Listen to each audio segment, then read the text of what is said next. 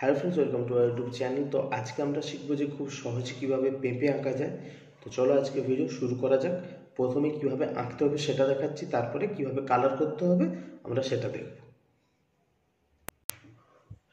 পেঁপে আঁকার জন্য সবার প্রথমে আমরা এরকম একটা রাউন্ড করে নেব, তার উপরে আরেকটা বড়, মানে একটা প্রথমে ছোট গোল, তার উপরে একটা বড় গোল করলাম, করে গোলের এই কোণটা যোগ করলাম, এই কোণটা যোগ করলাম, এইখানে একটা ডব্লিউর মতো করলাম, করে মিডিলের যে অংশগুলো সেগুলোকে সব মুছে দেব, আর ওপরে হবে বোকা।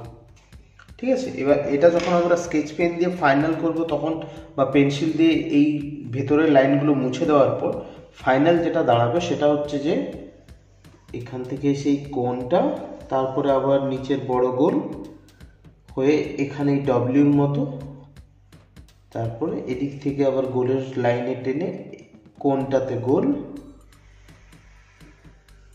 এই হয়ে গেল পেঁপে। এবার ভেতরের যে লাইনগুলো সেগুলো আমরা মুছে দেব, মুছে দিলে আমাদের কমপ্লিট পেঁপে হয়ে যাবে। তারপরে ভেতরে এই একটা লাইন, এই একটা লাইন, মানে এই সাইডের বাঁক বরাবর লাইন দুটো টানা হবে। তারপরে ভেতরের যত পেন্সিলের লাইনগুলো আছে সেগুলো আমরা মুছে দেবো।